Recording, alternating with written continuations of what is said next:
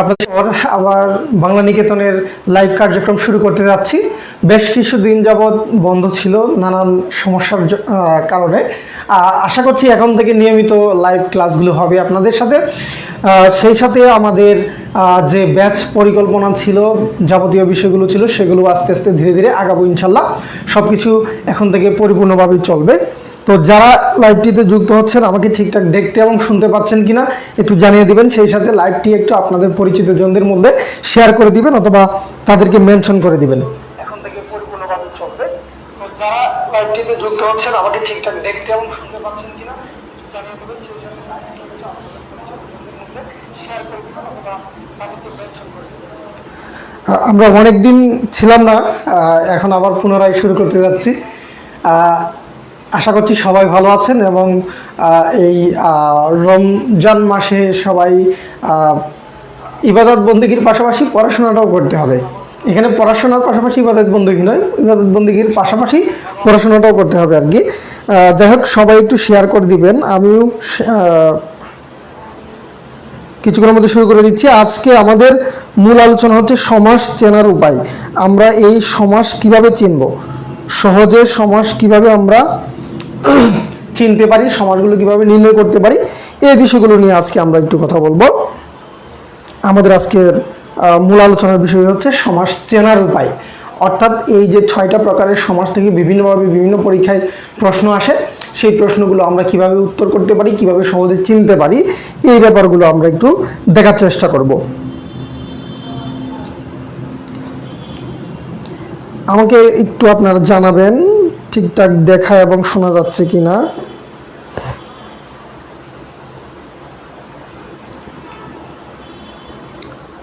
যেহেতু অনেকদিন পর এখন মানুষজন কম পাওয়া যাবে, তারপরেও যে কজনে যুক্ত হন আর কি, আরও 2-4 জন যুক্ত হয়ে গেলেই আমি ক্লাসটি পরিপূর্ণভাবে শুরু করে দেব। আজকের ক্লাসের টপিক হচ্ছে সমাস চেনার সহজ উপায়। আমরা কিভাবে খুব সহজে সমাস থেকে প্রশ্ন আসলে উত্তর করতে পারবো, সেই ব্যাপারগুলোই আজকে একটু আলোচনা করার চেষ্টা করব। আপনারা আপনাদের পরিচিত গ্রুপগুলো থেকে লাইভটি শেয়ার করে দিতে পারেন।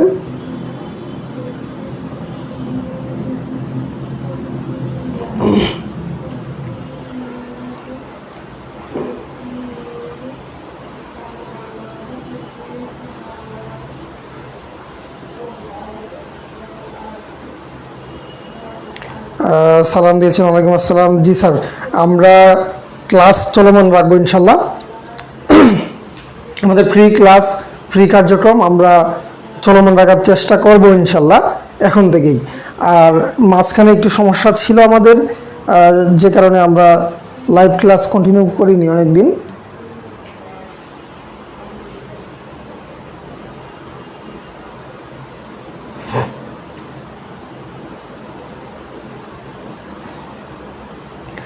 অনেকেই যুক্ত হয়ে গেছেন, আমি ক্লাসটি কন্টিনিউ করি তাহলে।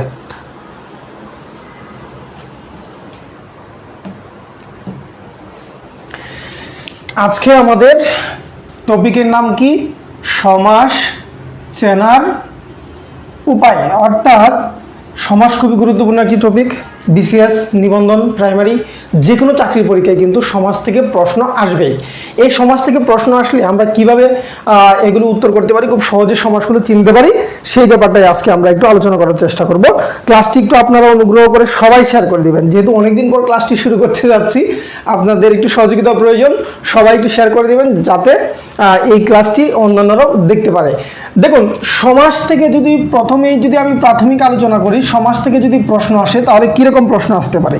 সমাসের যে নিয়ম, বাংলা ব্যাকরণে যে সমাসের নিয়ম, এই সমাসের নিয়মটা কোথা থেকে আসা? প্রথম প্রশ্ন হতে পারে এটা হচ্ছে তৎসম থেকে আসা। অর্থাৎ সমাসের যে নিয়ম, এটা মূলত হচ্ছে তৎসমের নিয়ম।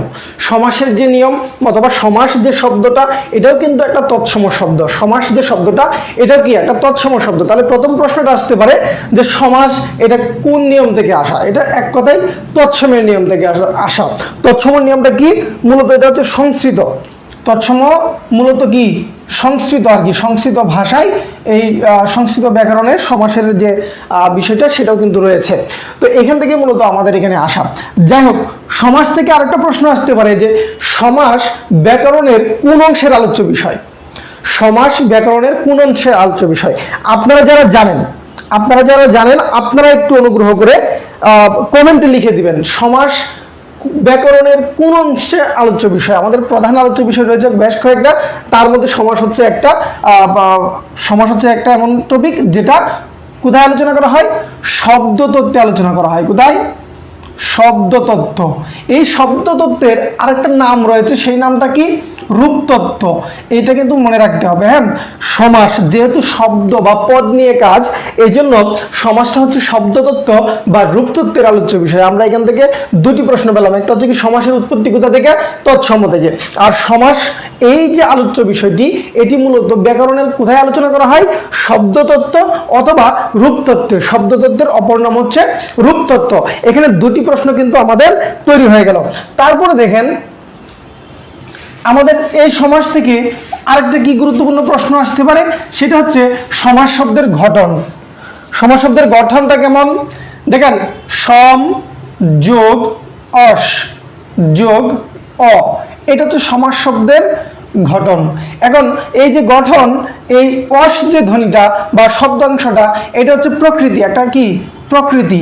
এটা যেহেতু রুট চিহ্ন দেওয়া আছে, তার মানে এটা কি ক্রিয়া প্রকৃতি বা ক্রিয়ার প্রত্যয়, এক কথায় হচ্ছে কৃত প্রত্যয় আর কি।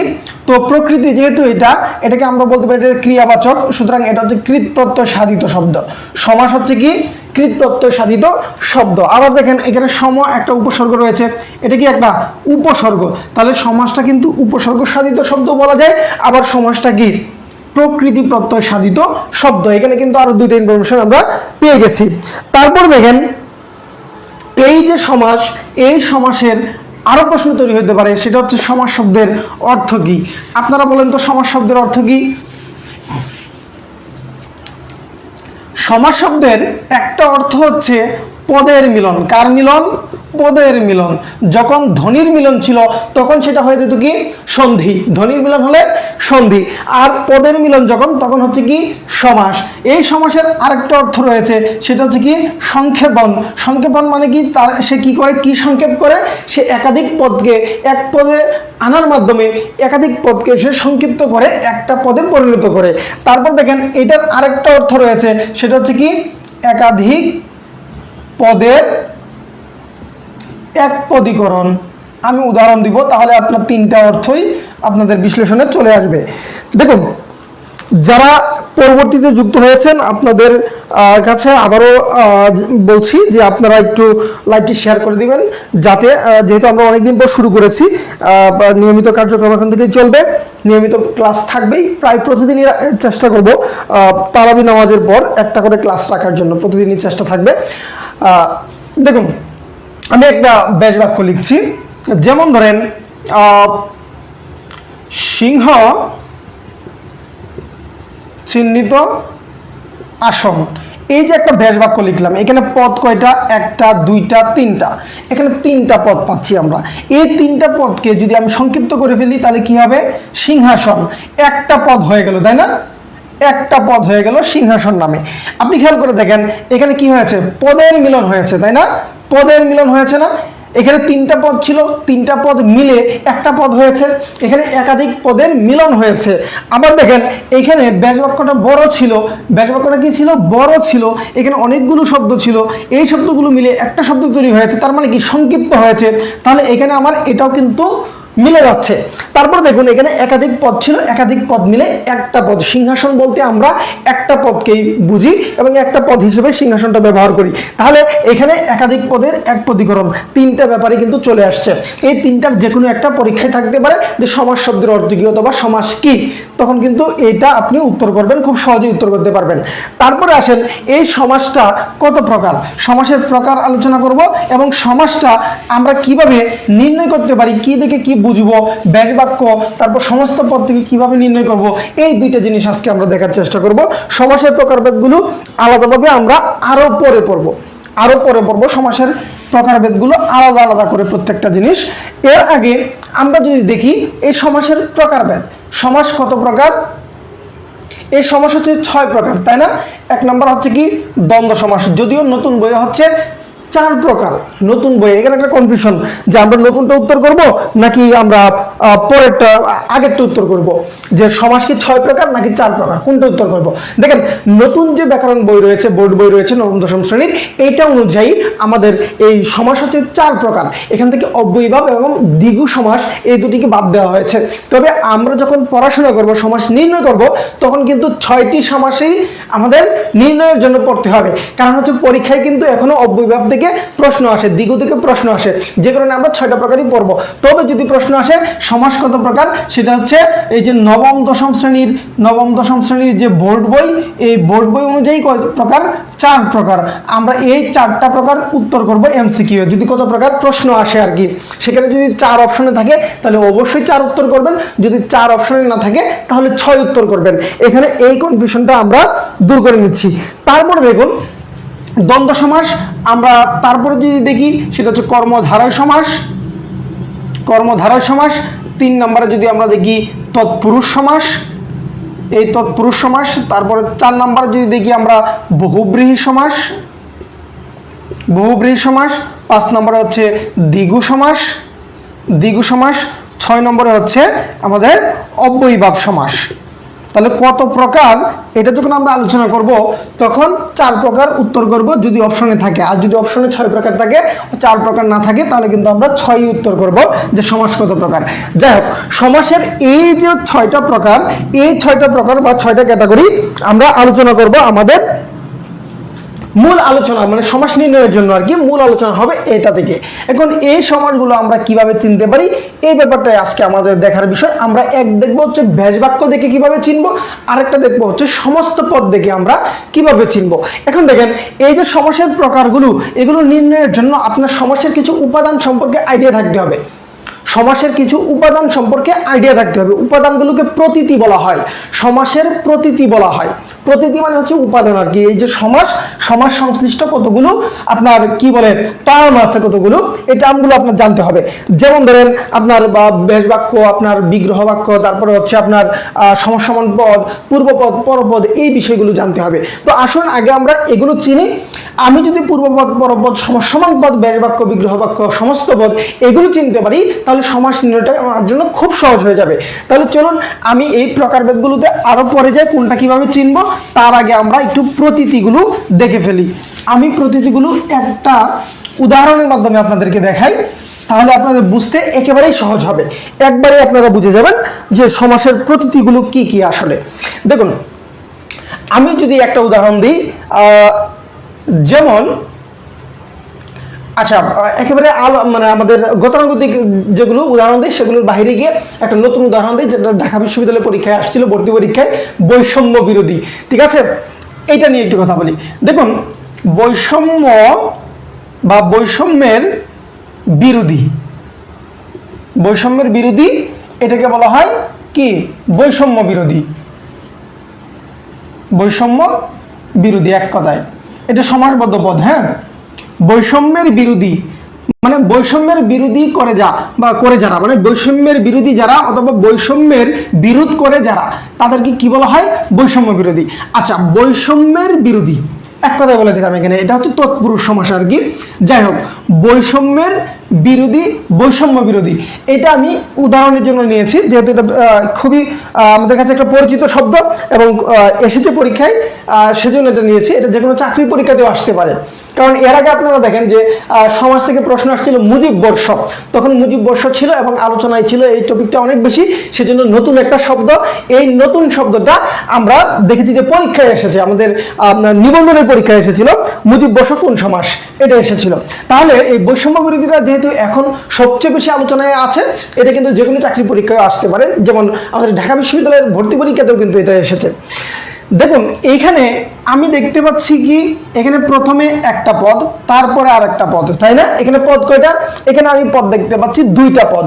এই 2টা পদের পরিচয় রয়েছে আলাদা, আবার এখানে 2টা মিলে একটা পদ হয়েছে, সেটার আলাদা একটা পরিচয় রয়েছে। কি পরিচয়? এই যে প্রথম যে পদটা দেখতে পাচ্ছেন, এটাকে বলা হয় পূর্বপদ। এটার নাম কি? পূর্বপদ, অর্থাৎ কোনো একটা ব্যাস বাক্যের প্রথম যে পদটা বা সমস্ত পদেরই বলেন, এখানে তো দুইটা পদ রয়েছে, তো দুইটা পদের প্রথম অংশটা কি বলা হচ্ছে? পূর্বপদ। এই পূর্বপদের আরেকটা নাম হচ্ছে কি? প্রথম পদ। আমরা এভাবেও মনে রাখতে পারি, প্রথম পদ। তারপর দেখেন মাঝখানে তো আর কিছু কোনো পদ নাই, শেষে একটা পদ রয়েছে, এটাকে আমরা বলতে পারি কি? উত্তর পদ। এটার নাম কি? উত্তর পদ। এটাকে শেষ পদ বলা হয়। কি বলা হয়? শেষ পদ। এটাকে পরপদ বলা হয়। তাহলে এটার নাম কয়টা পেলাম? তিনটা। এক কথায় প্রথম অংশে যেটা থাকবে এটা হচ্ছে পূর্বপদ বা প্রথম পদ, তার পরবর্তীতে যে পদটা থাকবে, শেষের যে পদটা থাকবে, এটা হচ্ছে শেষ পদ, এটাকে আবার বলা হয় উত্তর পদ, এটাকে আবার বলা হয় পরপদ। তাহলে এখানে আমরা এই যে পদের নামগুলো পেলাম, এখানে আমরা সমাসের দুইটা বিষয় পেয়ে গেলাম। একটা হচ্ছে কি? পদের ভিত্তিতে তার দুইটা ভাগ রয়েছে, একটা হচ্ছে পূর্বপদ আর একটা হচ্ছে উত্তর পদ। পূর্বপদের অপর নাম হচ্ছে প্রথম পদ, আর শেষ পদ হচ্ছে উত্তর পদের অপর নাম, আবার এটাকেই পরপদ বলা হয়। আর এখানে আমরা দেখতে পাচ্ছি কি? যে দুইটা পদ মিলে গিয়ে একসাথে হয়েছে। এই যে একসাথে হয়ে যাওয়া, এটার একটা নাম রয়েছে, এটার নামটা হচ্ছে সমস্ত পদ। মানে সমস্ত মানে কি? একেবারে টোটাল, তাই না? সমস্ত পদ, সে মোট পদগুলোকে একসাথে করে নিয়ে একটা পদে তৈরি হয়েছে, এই জন্য এটাকে বলা হচ্ছে সমস্ত পদ। সমস্ত পদের অপর নাম কি? সমস্ত পদের অপর নাম হচ্ছে সমাস নিষ্পন্ন পদ। সমাস নিষ্পন্ন পদ। আবার এটাকে বলা যায় সমাসবদ্ধ পদ। তাহলে এখানেও কিন্তু তিনটা পরিচয় পেয়ে গেলাম আমরা। কিন্তু এই যে তিনটা প্রতীতি পেলাম, সমাসের তিনটা প্রতীতি পেলাম। একটা হচ্ছে কি? তার প্রথম পদের নাম কি, শেষ পদের নাম কি, আর একটা হচ্ছে কি সমস্ত পদের নামগুলো কি কি? সমস্ত পদ, সমাস নিষ্পন্ন পদ অথবা সমাসবদ্ধ পদ, এই নামগুলোতে কিন্তু আসতে পারে। তারপরে দেখুন যে এইখানে যেমন একসাথে ছিল এই জন্য সমস্ত পদ বলছি, এখানে তো পদগুলো আলাদা, তাই না?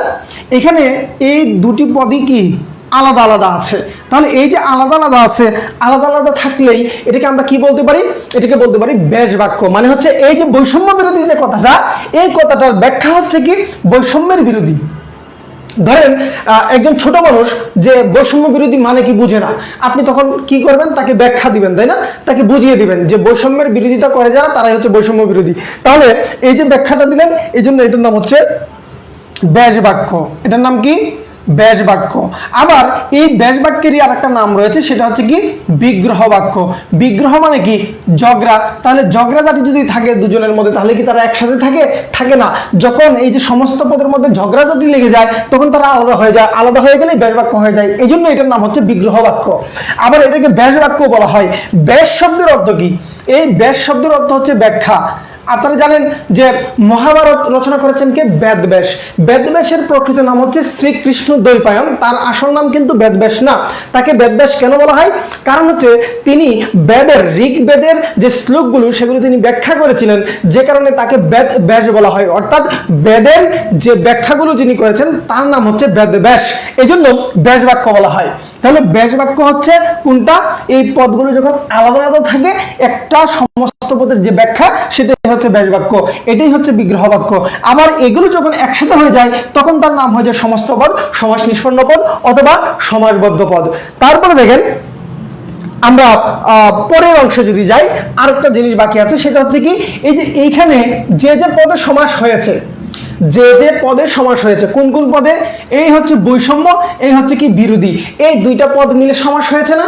এই যে যে পদে সমাস হয়, যে পদে সমাস নিষ্পন্ন হয়, তাকে কি বলে জানেন? যে পদে সমাস নিষ্পন্ন হয় তাকে বলা হয় সমসমান পদ। সমসমান পদ। তাহলে আমরা কয়টা জিনিস পেলাম এখানে? আমি একটু নাম্বারিং করে দেই। এই হচ্ছে 1 নম্বরে পেলাম আমরা পূর্বপদ, 2 নম্বরে পেলাম কি? উত্তর পদ, 3 নম্বরে পেলাম কি? সমস্ত পদ, 4 নম্বরে পেলাম কি? আমরা ব্যাস বাক্য, 5 নম্বরে পেলাম হচ্ছে সমসমান পদ। তাহলে সমাসের প্রতীতি কয়টা? সমাসের উপাদান কয়টা? সমাসের উপাদান হচ্ছে 5টা। এই 5টা উপাদান যদি আপনি চিনতে পারেন, তাহলে আপনি সমাস খুব সহজেই নির্ণয় করতে পারবেন। খুব সহজেই সমাস নির্ণয় সম্ভব যদি আপনার দ্বারা এই 5টা প্রতীতি মনে থাকে। একটু অনুগ্রহ করে সবাই একটু জানাবেন যে ঠিকঠাক আছে কিনা, সবকিছু বুঝতেছেন কিনা, ক্লিয়ার আছে কিনা। হ্যাঁ, সবকিছু ঠিকঠাক বুঝতে পারছেন কিনা বা বিষয়গুলো ধরতে পেরেছেন কিনা, পাঁচটা বিষয়ের পরিচয়, পাঁচটার পরিচয় আপনারা ক্লিয়ার হয়েছেন কিনা একটু জানাবেন। তারপরে হচ্ছে আমরা চেনার উপায় চলে যাব। চিনব হচ্ছে আমরা দুইটা জিনিস দিয়ে। সমাস আমরা চিনতে পারি কয়টা জিনিস দিয়ে? দুইটা। এক হচ্ছে কি, আমরা সমস্ত পদ থেকে আমরা পূর্বপদ পরপদ চেনার মাধ্যমে আমরা সমাস নির্ণয় করতে পারি, আবার আমরা ব্যাস বাক্য দেখে সমাস নির্ণয় করতে পারি। এই দুইটা ব্যাপার আমি উদাহরণ সহ দিয়ে দিব এখন। আর একটা বিষয় হচ্ছে কি, যে কোনো শব্দ আমাদের চিনতে হবে, শব্দের অর্থটা কি বোঝাচ্ছে, শব্দের ব্যবহারটা প্রয়োগটা কেমন হচ্ছে, এই জিনিসটা যদি আমরা বুঝতে পারি তাহলে খুব সহজেই সমাস নির্ণয় করা সম্ভব হবে। দেখুন, ক্লাসটা আমরা বেশি লং টাইম নিব না, সমাস চেনার উপায় দিয়ে আজকে আমরা শেষ করবো আর কি। তারপর হচ্ছে প্রকারভেদ সহ আলাদা দুইটা অথবা তিনটা ক্লাসে আমরা শেষ করব। দেখুন, আশা করছি এগুলো আপনাদের জন্য ক্লিয়ার। এগুলো আপনারা আশা করি যে সব কিছুই ঠিকঠাক বুঝতে পেরেছেন। আমি চলে যাচ্ছি হচ্ছে আমাদের সমাস চেনার উপায়ে, আমরা কিভাবে সমাস চিনতে পারি। প্রথমটা হচ্ছে আমরা দেখি যে ব্যাস বাক্য দিয়ে সমাস চেনা।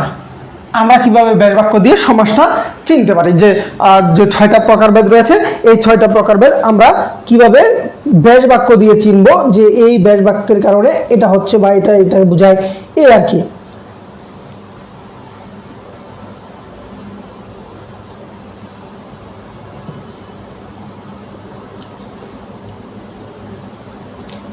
নতুন আরেকটা কিন্তু শব্দ তৈরি হয়েছে। হ্যাঁ, আমরা ওই নতুন শব্দের ব্যাখ্যা, সমাসের ব্যাখ্যা গতকালকে কমেন্টে দিয়েছিলাম, এটা ক্লাসে দেওয়া যাবে না, এটা আমরা কমেন্টে দিয়েছিলাম। যাই হোক, ব্যাস বাক্য দিয়ে সমাস চেনার উপায়। প্রথমে আমরা দেখি দ্বন্দ্ব সমাস। প্রথমে আমরা দেখব হচ্ছে এই দ্বন্দ্ব সমাসটা আমরা কিভাবে চিনতে পারি। দ্বন্দ্ব শব্দের অর্থ কি বলুন তো? দ্বন্দ্ব শব্দের অর্থ কি? দ্বন্দ্ব শব্দের অর্থ কি ঝগড়া বিবাদ, নাকি মতামতের বিরোধ, এরকম কিছু না। দ্বন্দ্ব শব্দের অর্থ হচ্ছে কি জোড়া। দ্বন্দ্ব শব্দের অর্থ কি জোড়া, মিলন। এই হচ্ছে দ্বন্দ্ব শব্দের একটা অর্থ। আমরা দ্বন্দ্ব শব্দের স্বাভাবিক যে অর্থ জানি সেটা কিন্তু এখানে প্রয়োগ হবে না। দেখুন, এই যে দ্বন্দ্ব সমাস, এইটা ব্যাস বাক্য আমরা কিভাবে চিনব? এইটার ব্যাস বাক্যে কি থাকবে? এইটার ব্যাস বাক্যে এবং থাকবে, ও থাকবে, আর থাকবে ব্যাস বাক্যে। আমরা কিন্তু সমস্ত পদ দিয়ে পরের অংশে দেখব। আমরা এখন দেখছি হচ্ছে কি ব্যাস বাক্য দিয়ে সমাস চেনা। তাহলে দ্বন্দ্ব সমাসের ব্যাস বাক্যে এবং ও আর এই তিনটি অব্যয়, এই তিনটি কি? এই তিনটি হচ্ছে অব্যয়। এই তিনটি অব্যয় থাকবে ব্যাস বাক্যে। যদি থাকে তাহলে আমরা ধরে নেব এটা হচ্ছে কি দ্বন্দ্ব সমাস। কারণ হচ্ছে যখন এবং ও আর এগুলো কোথায় ব্যবহৃত হয়? এগুলো হচ্ছে সমজাতীয় পদে ব্যবহৃত হয়। সমজাতীয় পদ যদি আমরা উল্লেখ করতে চাই, একাধিক পদ, তখন আমরা এখানে অব্যয় সূচক হিসেবে এবং ও আর এগুলো আমরা ব্যবহার করে থাকি। যেমন ধরেন, আমি যদি বলি বাবা ও মা, দেখুন এই বাবা এবং মা দুটো কিন্তু একই ধরনের পদ হিসেবে তাদের পরিচয় কিন্তু একই পদ। মানুষ দুটো ভিন্ন, বাবা একজন মা আর একজন, কিন্তু পদ হিসেবে কিন্তু তারা দুজনেই সমজাতীয়। এই জন্য বাবা ও মা, এই যে ও দেখতে পাচ্ছেন, এই কারণে এটা হচ্ছে দ্বন্দ্ব সমাস। এই হচ্ছে ব্যাস বাক্য দিয়ে চিনব। আবার ধরেন, আমি যদি বলি 1, 2 এবং 3, এই যে বললাম 1, 2 এবং 3, দেখুন প্রত্যেকটাই কি সংখ্যা, পদ হিসেবে তাদের পরিচয় একই, এবং এখানে আমি এবং অব্যয়টা ব্যবহার করেছি, এই জন্য এটা হচ্ছে দ্বন্দ্ব সমাসের মধ্যে অন্তর্ভুক্ত হবে। এটা খুবই সহজ, এটা আমাদের কঠিন কিছু না, আমরা খুব সহজে বুঝতে পারি। তারপরে আসুন আমরা পরে দেখি আমরা কিভাবে কর্মধারয় সমাসটা আমরা চিনতে পারি ব্যাস বাক্য দিয়ে।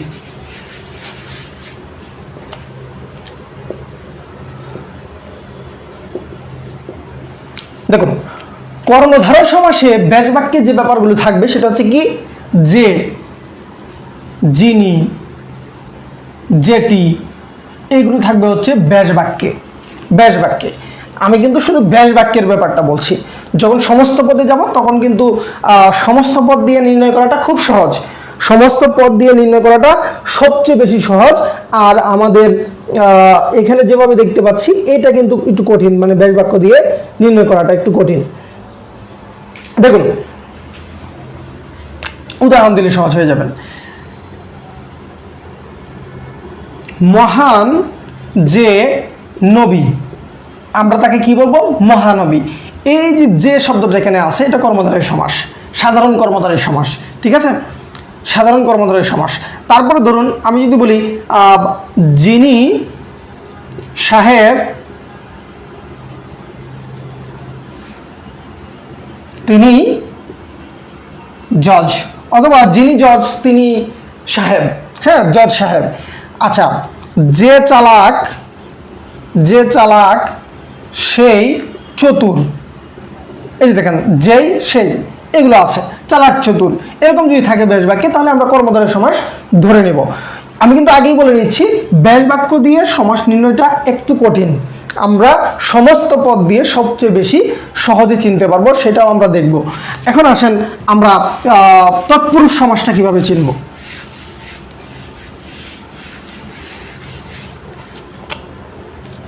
তৎপুরুষ সমাসের ব্যাস বাক্যে কি থাকবে? তৎপুরুষ সমাসের ব্যাস বাক্যে বিভক্তি থাকবে।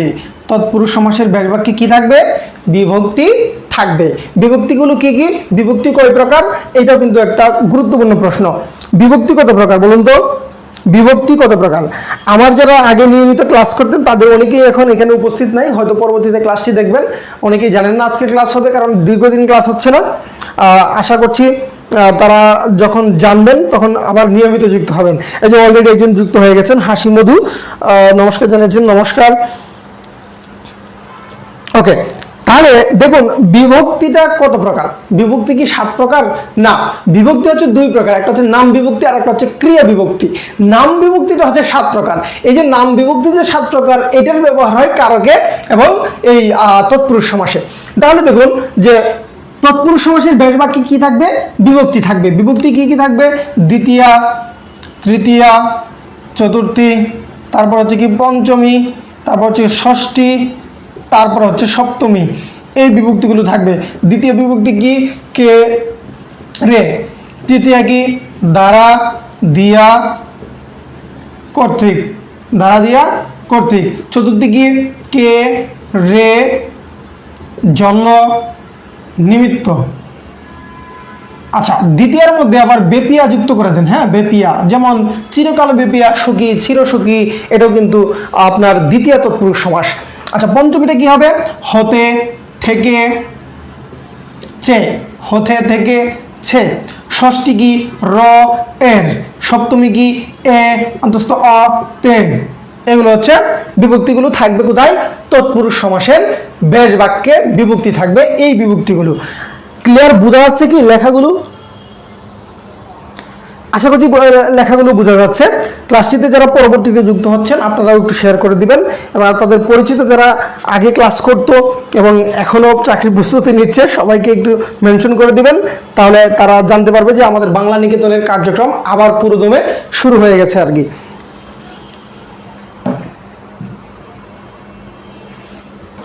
লেখাগুলো কি বোঝা যায় নাকি আর একটু বড় করে লিখতে হবে?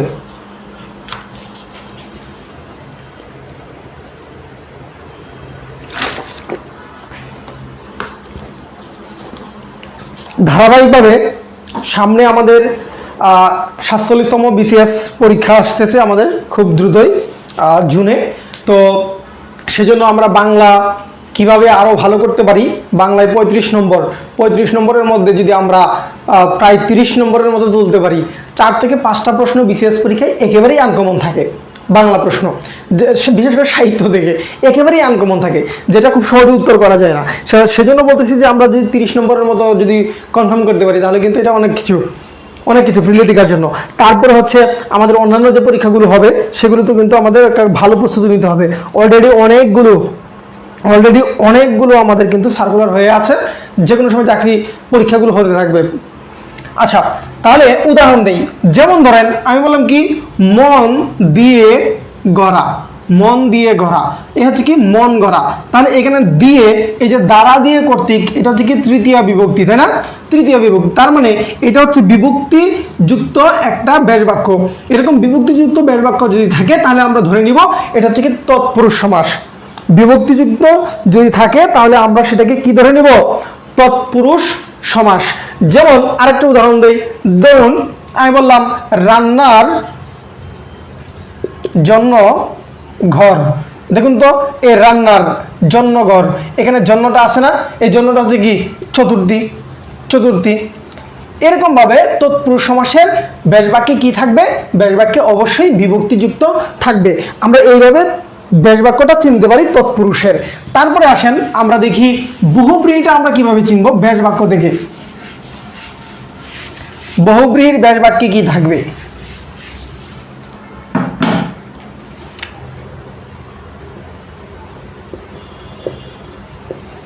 বহুব্রীহির ব্যাস বাক্যে থাকবে হচ্ছে যারা, যা, এগুলো থাকবে। যারা, যা, অথবা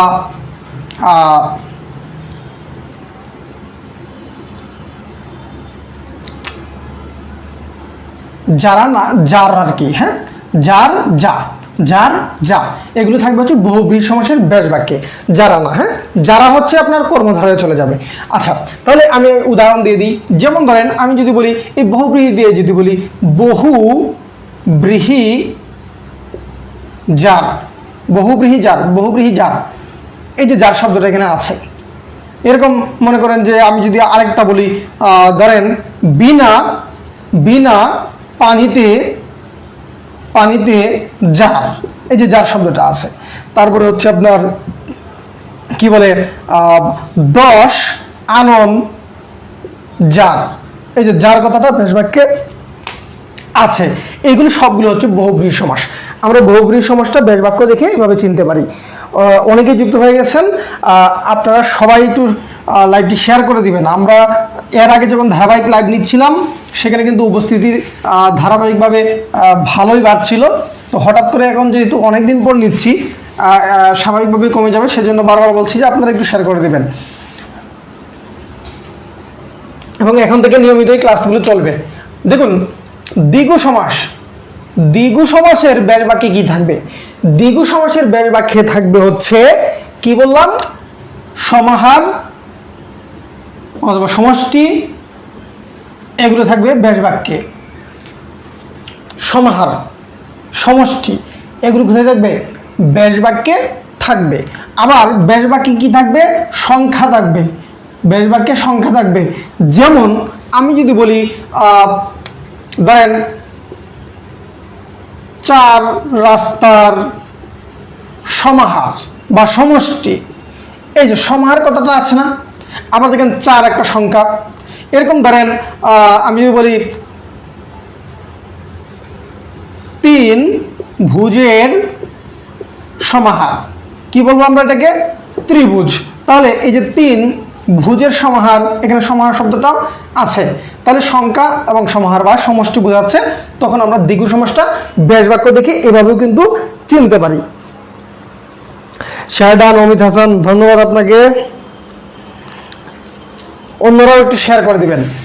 তারপরে দেখুন 6 নম্বর, 6 নম্বর হচ্ছে আমাদের অব্যয়ীভাব সমাস। এই অব্যয়ীভাব সমাস ব্যাস বাক্য দেখে কিভাবে চিনবেন, এইটার ব্যাস বাক্য দেখে আপনি চিনবেন ব্যাস বাক্যে অব্যয় সূচক শব্দ থাকবে। কি থাকবে, অব্যয় সূচক শব্দ থাকবে কোথায়, ব্যাস বাক্যে। কিরকম অব্যয় সূচক থাকবে, যেমন ধরেন আমি যদি বলি কুলের সমীপে, কুলের সমীপে, এই যে সমীপে যে শব্দটা দেখতে পাচ্ছেন এটা অব্যয়সূচক শব্দ, নিকট অর্থ প্রকাশ করে। কি অর্থ প্রকাশ করে, নিকট অর্থ প্রকাশ করে এই সমীপে শব্দটা। তাহলে সমীপেটা এখানে কি বোঝাচ্ছে, অব্যয় বোঝাচ্ছে। এরকম ধরেন আমি যদি বলি মরণ পর্যন্ত, মরণ পর্যন্ত, এটাকে আমরা কি বলবো, আমরণ। তাহলে এই যে পর্যন্তটা, এটা এই কি অর্থে ব্যবহৃত হয়েছে, অব্যয়সূচক শব্দ অর্থে ব্যবহৃত হয়েছে। এরকম ধরেন আমি যদি বলি ঈষৎ রক্তিম, ঈষৎ রক্তিম মানে হালকা রক্তিম আর কি। তো এই যে ঈষৎ যে শব্দটা দেখতে পাচ্ছেন এটা কিন্তু অব্যয়সূচক হিসেবে ব্যবহৃত হয়েছে। তাহলে অব্যয়ীভাব সমাসের ব্যাস বাক্যে কি থাকবে, অব্যয়সূচক শব্দ থাকবে। আমরা কিন্তু ব্যাস বাক্য দিয়ে সমাস চেনার উপায়টা দেখে ফেললাম। এখন আমরা যেটা দেখব সেটা হচ্ছে আমাদের সমস্ত পদ দিয়ে, সমস্ত পদ, সমস্ত পদ দিয়ে সমাস চেনা। আমরা সমস্ত পদ দিয়ে কিভাবে সমাস চিনতে পারি এই ব্যাপারটা এখন দেখব।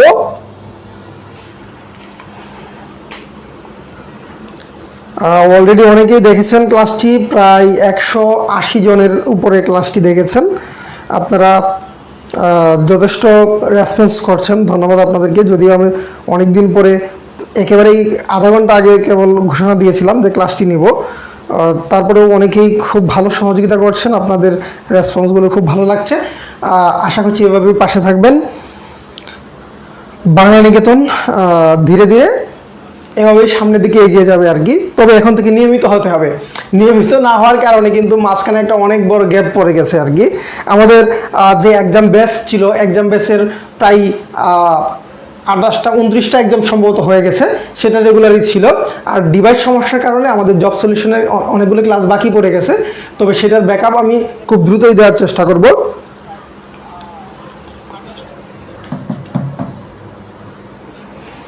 আচ্ছা, সমস্ত পদ দিয়ে আমরা সমাস কীভাবে চিনব? এখানে আমি এগুলো সবগুলো একসাথে লিখবো। হ্যাঁ, দ্বন্দ্ব সমাস। এই দ্বন্দ্ব সমাস চেনার উপায় কি? সমস্ত পদ দিয়ে। এটা হচ্ছে উভয় পদ প্রধান। উভয় পদ প্রধান। সমস্ত পদে আমরা দেখব কি উভয় পদের প্রাধান্য পাচ্ছে অর্থের দিক থেকে। উভয় পদ বলতে কি পূর্বপদ এবং পরপদ উভয় পদ এখানে প্রাধান্য পাবে। যেমন আমি যদি বলি, কিছুক্ষণ আগে বলেছিলাম বাবা মা, বাবা ও মা। দেখুন বাবা মা বলতে দুজন ব্যক্তিকে এখানে প্রাধান্য পাচ্ছে, অর্থাৎ এই যে পূর্বপদ হচ্ছে বাবা, পরপদ হচ্ছে মা। বাবা মা বলতে বাবা মাকেই বোঝাচ্ছে, অর্থের দিক থেকে দুইটারই অর্থ প্রাধান্য পাচ্ছে। সুতরাং এটা হচ্ছে কি উভয় পদ প্রধান। এরকম ভাবে যদি বলি ভাই বোন, হাট বাজার, আয় ব্যয়, ঠিক আছে, এরকম যদি বলি দা কুমড়া, সাপে নেউলে, দুধে বাঁধে, এরকম যে শব্দগুলি বলি না কেন সবগুলোই দেখবেন যে দুইটা পদেরই অর্থ সমান তালে প্রাধান্য পাচ্ছে, যে কারণে এটাকে বলা হচ্ছে উভয় পদ প্রধান। তাহলে সমস্ত পদে যদি আমি দেখি যে উভয় পদ প্রধান অথবা উভয় পদের অর্থই প্রাধান্য পাচ্ছে, সেটা হবে কি দ্বন্দ্ব সমাস। এবং এই দ্বন্দ্ব সমাসে একটা জিনিস থাকবে, সেটা হচ্ছে কি হাইফেন থাকবে। দ্বন্দ্ব সমাসের দুটো পদের মাঝখানে কি থাকবে? হাইফেন থাকবে। হাইফেন কিন্তু সময়বদ্ধ পদ কিন্তু আলাদা বসতে পারে না। সমাসবদ্ধ পদ আলাদা বসতে পারে না। সমাসবদ্ধ পদকে যদি আলাদা লিখতে হয় তাহলে মাঝখানে একটা হাইফেন ব্যবহার করতে হয়। হাইফেন যে জ্যোতিচিহ্নের প্রয়োগটা রয়েছে সেটা কিন্তু সমাসবদ্ধ শব্দে হাইফেন ব্যবহার হয়।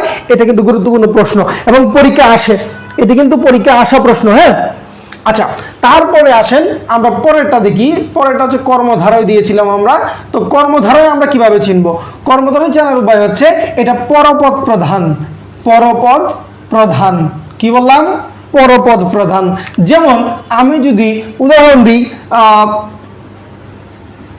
যেমন ধরেন কোনটা দেওয়া যায়? সিংহাসন তো দিয়ে দিয়েছি আগেই, এখন আর সিংহাসন দেওয়ার দরকার নাই, অন্য কোনো উদাহরণ দিই। আচ্ছা ধরেন আমি যদি বলি মহানবী। মহানবী। আচ্ছা দেখুন তো, এখানে প্রথম পদ হচ্ছে মহা, পরের পদ হচ্ছে কি নবী। এখন এখানে মহানবী বলতে নবী অর্থই তো প্রাধান্য পাচ্ছে, নবীকেই বোঝাচ্ছে।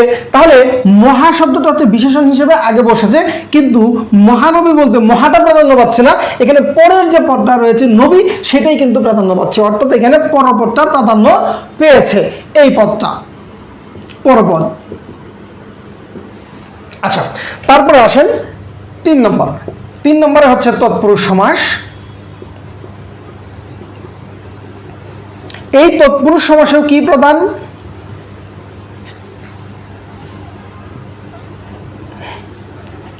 তৎপুরুষ সমাসও পরপদ প্রধান। আচ্ছা, তৎপুরুষ পরপদ প্রধান।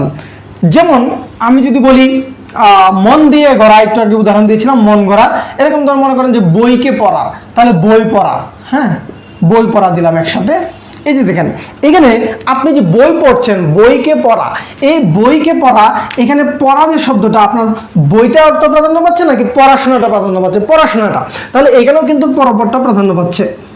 আমি কিন্তু ওই যে যেগুলো পরপদ প্রধান এগুলো পার্থক্য কিভাবে নির্ণয় করবেন সেটাও কিন্তু সমস্ত পদ থেকেই দেখায় দিব, এই জন্য জায়গায় খালি রেখেছি। ওকে, তাহলে এখানে আমি দিই হচ্ছে দ্বিগু সমাস, কারণ এটাও পরপদ প্রধান। দ্বিগু সমাসও কি পরপদ প্রধান? পরপদ প্রধান। এখন দ্বিগু সমাস পরপদ প্রধান কিরকম? যেমন ধরেন চৌরাস্তা। চৌরাস্তা বলতে কি বোঝাচ্ছে? চারকে বোঝাচ্ছে নাকি চারটা রাস্তাকে বোঝাচ্ছে? এখানে কিন্তু রাস্তাকে বোঝাচ্ছে, অর্থাৎ এখানে রাস্তা শব্দটাই প্রাধান্য পাবে। তাহলে রাস্তা শব্দটা যদি প্রাধান্য পায়, তার মানে এই যে পরপদ, এইটার অর্থই প্রাধান্য পাচ্ছে, অর্থাৎ এটাও পরপদ প্রধান। তাহলে আমরা তিনটা সমাস পেলাম পরপদ প্রধান। এখন এই যে তিনটাই পরপদ প্রধান, এটা তিনটার সমস্ত পদ দেখে আমরা কিভাবে বুঝবো যে এটা আপনার কর্মধারয়, এটা তৎপুরুষ, এটা হচ্ছে দ্বিগু, এটা আমরা কিভাবে বুঝবো? এটা বোঝার উপায় হচ্ছে এইটার সমস্ত পদে কি থাকবে? সংখ্যা থাকবে।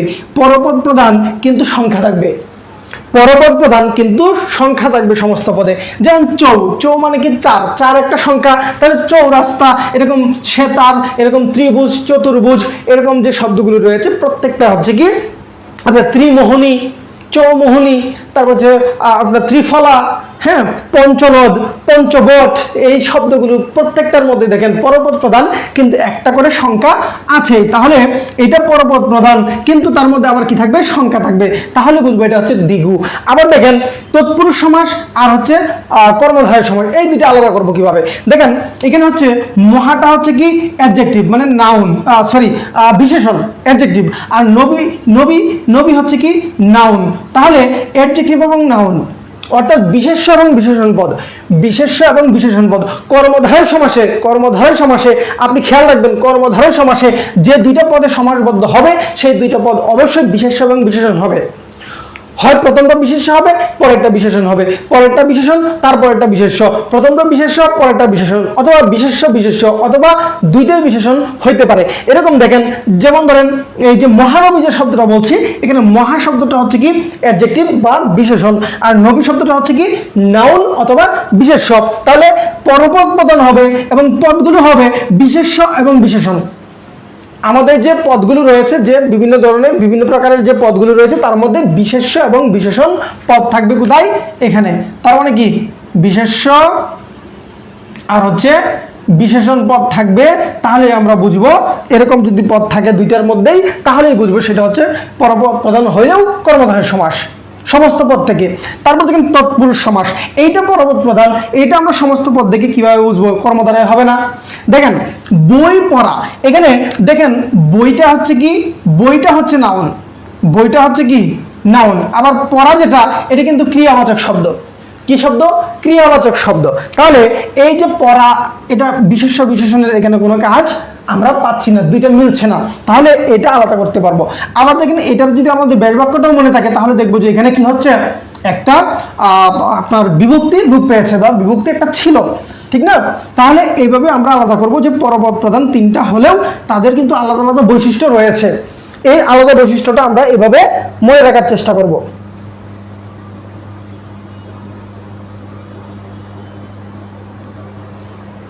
তারপরে আসুন আমরা দেখি আমাদের বাকি আছে কি, বাকি আছে হচ্ছে বহুব্রীহি সমাস।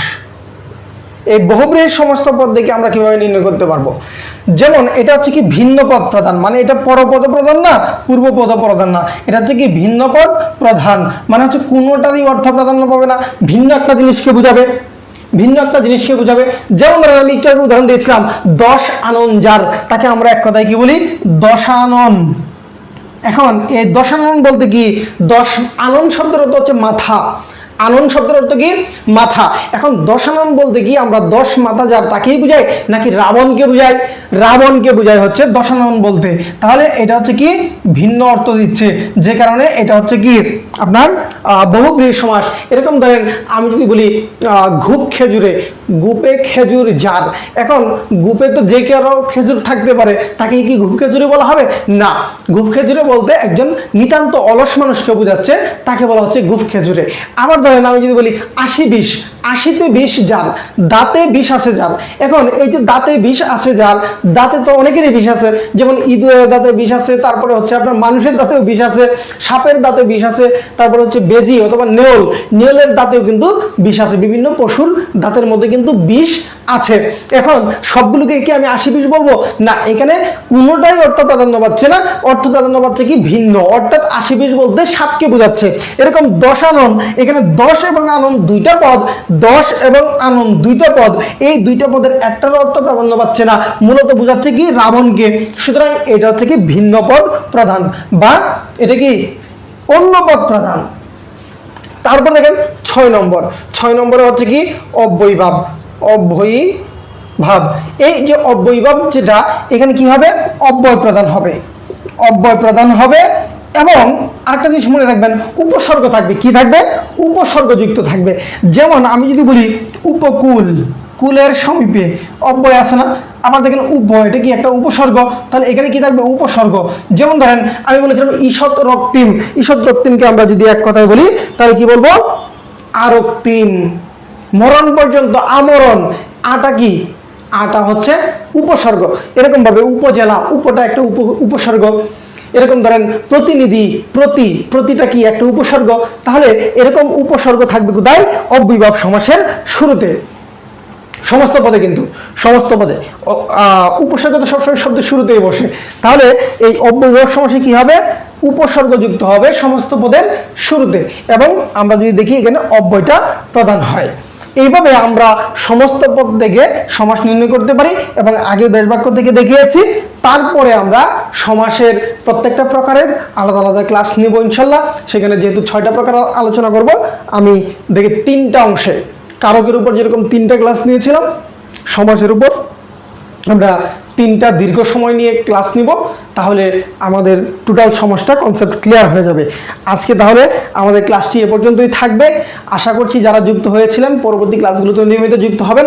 এখন থেকে আমরা তারাবির নামাজের পরে অবশ্যই ক্লাস করব, সেই ক্লাসে আপনারা যুক্ত থাকবেন সবসময়। এটা প্রতিদিনই করার চেষ্টা করব ইনশাল্লাহ, প্রতিদিনই একটা না একটা ক্লাস রাখার চেষ্টা করব। আর আমাদের যে অন্যান্য যে কার্যক্রমগুলো সেগুলো ধীরে ধীরে অবশ্যই আপনাদের সামনে আসবে। আর এখন থেকে কিন্তু এই যে আগে যেরকম প্রশ্ন দিতাম আপনাদের প্রশ্ন সমাধানের জন্য গ্রুপে এবং পেজে, সেভাবে প্রশ্ন, চাকরির সংক্রান্ত যে কোনো তথ্য, যে কোনো গুরুত্বপূর্ণ তথ্য সবগুলোই কিন্তু এখন থেকে গ্রুপে নিয়মিত আপডেট দেওয়া হবে। আপনারা সবাই গ্রুপে অ্যাক্টিভ থাকবেন। এবং আমাদের যে বাংলা নিকেতন যে গ্রুপটি রয়েছে, এই গ্রুপটিতে আমি আজকে চেক করেছি প্রায় 1300 জন যুক্ত হয়ে গেছে। আপনারা এখানে আগে কিন্তু খুব দ্রুত মেম্বার যুক্ত হচ্ছিল, যেহেতু অনেকদিন কার্যক্রম বন্ধ সেজন্য একটু কমে গেছে। আপনারা যদি আরেকটু সহযোগিতা করেন তাহলে মেম্বার আস্তে আস্তে বাড়বে এবং আমাদের এই বাংলা নিকেতনের কার্যক্রম আরও উৎসাহের সাথে আপনাদের কাছে পৌঁছে যাবে ইনশাল্লাহ। সবাই ভালো থাকবেন, সুস্থ থাকবেন। সবাইকে আবারও ধন্যবাদ জানাচ্ছি। আল্লাহ হাফেজ।